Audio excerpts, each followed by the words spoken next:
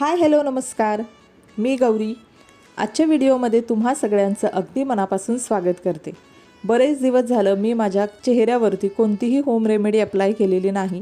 दररोज आपलं मॉइश्चरायझर लावायचं, त्याच्यानंतर सनस्क्रीन लावायचं आणि छोटा मोठा आपला बेसिक मेकअप आहे तर तोच रोज करायचा, अशा पद्धतीचं रुटीन आहे. तर खूप दिवसानंतर आज मी माझ्या चेहऱ्यावर घरातल्या साध्या सोप्या साहित्यांपासून एक होम रेमेडी अप्लाय करणार आहे, जी तुमच्यासोबत मी शेअर केलेली आहे. तर व्हिडिओ शेवटपर्यंत पाहायला विसरू नका. आता कोणतीही होम रेमेडी अप्लाय करण्यापूर्वी ना पहिला आपला चेहरा जो आहे तो व्यवस्थित स्वच्छ धुवून घ्यायचा. आता गरमी आहे त्याच्यामुळे 2 ते 3 वेळा थंड पाण्याने चेहरा आपला धुवायचा, जेणेकरून आपल्याला जास्त घाम आणि स्किनला सुद्धा आपला प्रॉब्लेम होणार नाही. आता मी इथे चेहरा व्यवस्थित स्वच्छ धुवून घेतलेला आहे आणि आजच्या आपल्या होम रेमेडीसाठी इथं मी घरातलंच आपलं साहित्य वापरणार आहे, जे की प्रत्येकाच्या घरात अवेलेबल असतं आणि आपल्या स्किनसाठी त्याचा भरपूर जास्त फायदा आहे. ते म्हणजे तांदळाचं पीठ. आता इथं मी 1 चमचा तांदळाचं पीठ घेतलेलं आहे. हे पीठ आहे त्याच्यामुळे ह्याचं टेक्स्चर एकदम बारीक आहे. जर तुमच्याकडे तांदळाचं पीठ नसेल तर तुम्ही तांदूळ मिक्सरला बारीक करून ते व्यवस्थित चाळूनसुद्धा घेऊ शकतात. त्याच्यामध्ये मी आता इथं ॲड केलेली आहे थोडीशी हळद. हळद थोडीशीच टाकायची. जास्त जर हळद टाकली तर चेहरा आपला खूप जास्त पिवळा दिसू शकतो, त्यासाठी थोडीशीच हळद टाकलेली आहे. हे दोन्ही जे आहे ते व्यवस्थित मिक्स करून घ्यायचं आणि आता त्याच्यामध्ये मी ॲड करणार आहे कच्चं दूध. आता कच्चं दूध ना आपल्या चेहऱ्यासाठी, आपल्या स्किनसाठी खूप जास्त फायदेशीर असतं आणि मी माझ्या प्रत्येक व्हिडिओमधून तुम्हाला सांगतसुद्धा असते की दररोज आपल्याकडं कच्चं दूध येतं तर त्यातलं थोडंसं काढून ठेवायचं आणि आपल्या होम रेमेडीसाठी त्याचा वापर करायचा. त्याच्यानंतर मी इथं ॲड केलेलं आहे गुलाबजल. आता गुलाबजल ना मी थोडं थोडं करून ॲड करणार आहे, कारण याच्यामध्ये ना आपल्याला बारीक पेस्ट बनवायची आहे ह्याची क्रीमच्या कन्सिस्टन्सीमध्ये आणि ह्याच्यामध्ये मी अजिबात पाणी ॲड केलेलं नाही आहे. जसं जसं मला लागेल ना त्या पद्धतीनं मी ह्याच्यामध्ये गुलाबजलच वापरत आहे.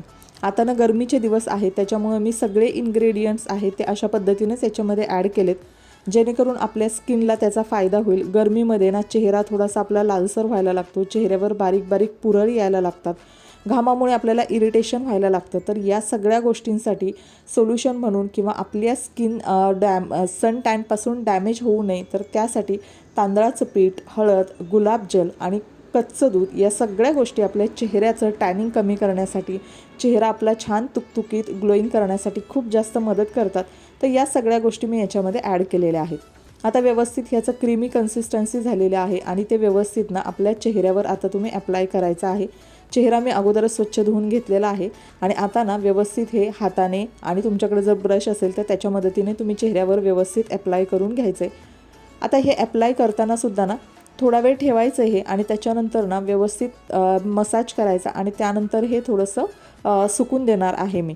आता तांदळाचं पीठसुद्धा ना रेग्युलरमध्ये आपल्या चेहऱ्याचा काळेपणा दूर करून आपल्या चेहऱ्याचा रंग उजळण्यासाठी खूप जास्त मदत करतं आणि त्या तांदळाच्या पिठाचे उपयोग आपल्या चेहऱ्याबरोबरच ना आपल्या केसांसाठी सुद्धा खूप जास्त प्रमाणात केला जातो. तांदळाचं पीठ, भिजवलेल्या तांदळाचं पाणी असे वेगळे वेगळे प्रकार आहेत, जेणेकरून ते आपल्या स्किनसाठी, आपल्या केसांसाठी आपण वेगवेगळ्या पद्धतीनं ते वापरू शकतो.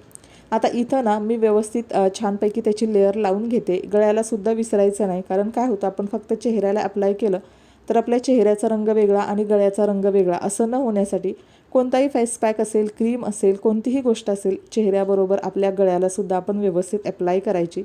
आता इथं मी अप्लाय केलेला आहे हा सिंगल कोट. गरमीमुळे काय होतं की आपल्याला घराबाहेरसुद्धा बहुतेक वेळा पडायला लागतं. अजून मुलांच्या शाळा सुरू आहेत, परीक्षा सुरू आहेत, घरातली छोटी मोठी कामं असतात तर त्याच्यामुळे बाहेर पडायला लागतं आणि कितीही आपण प्रोटेक्शन केलं, कितीही आपण चेहरा कवर केला, हात वगैरे कवर केले तरीसुद्धा थोडासा सूर्याचा, उन्हाचा त्रास हा आपल्याला होतोच.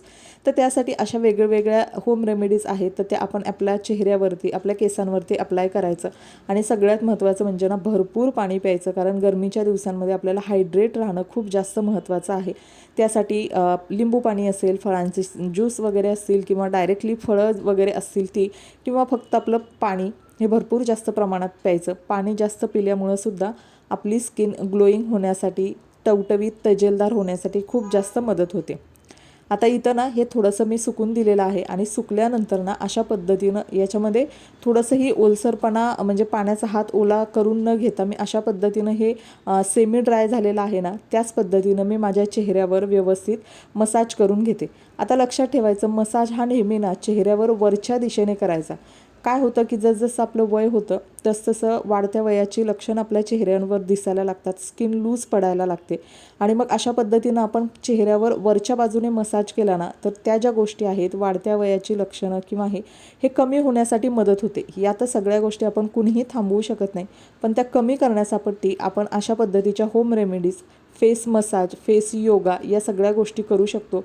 तर अशा पद्धतीनं हा मसाज करताना ना तांदळाचं पीठ थोडंसं ड्राय झाल्यामुळं काय होतं, आपल्या चेहऱ्यावरचे जे बारीक केस असतात, केसांची जी छोटी थोडीफार लव असते तर तीसुद्धा निघून जाण्यासाठी मदत होते. कोणत्याही पद्धतीचं एक्स्ट्रा शेव किंवा रेझर वगैरे वापरण्याची गरज नाही, जर तुम्हाला ते कमी प्रमाणात असतील. आता इथं माझ्या चेहऱ्यावर कमी प्रमाणात केस आहेत, त्यामुळे मला कोणत्याही पद्धतीच्या अशा एक्स्ट्रा गोष्टी माझ्या चेहऱ्यावर अप्लाय कराव्या लागत नाही. अशाच पद्धतीनं त्या केसांची लव वगैरे आहे तर ते निघून जायला मदत होते.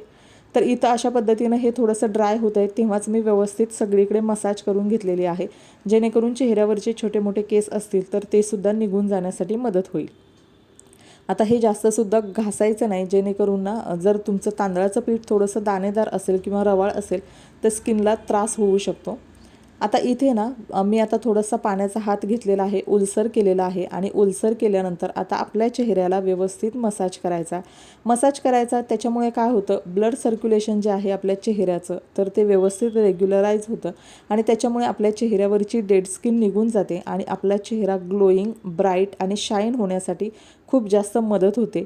आता अशा पद्धतीनं तुम्ही बघू शकताय व्यवस्थित चेहऱ्याला वरच्या दिशेने मसाज करायचा. मसाज करताना ही एक गोष्ट नक्की लक्षात ठेवा, कारण जर आपण चुकीच्या पद्धतीने मसाज केला तर त्याचे रिझल्टसुद्धा चुकीच्या पद्धतीनेच मिळणार आहेत. तर त्यामुळे अशा पद्धतीनं चेहऱ्याला व्यवस्थित मसाज करायचा, जेणेकरून त्याचे बेनिफिट आपल्या चेहऱ्याला चांगल्या पद्धतीनं मिळतील. आता व्यवस्थित मी इथं मसाज करून घेतलेला आहे आणि मसाज केल्यानंतर ना आता मी माझा चेहरा जो आहे ना तो व्यवस्थित स्वच्छ धुवून घेते. आता फेसपॅक वगैरे वापरल्यानंतर ना थोडंसं पाणी जास्त प्रमाणात लागतं आणि पाण्याचेच थोडे दिवस आमच्याकडे प्रॉब्लेम होते, त्याच्यामुळंच मी कोणतीही माझ्या चेहऱ्यावर होम रेमेडी ट्राय केली नाही.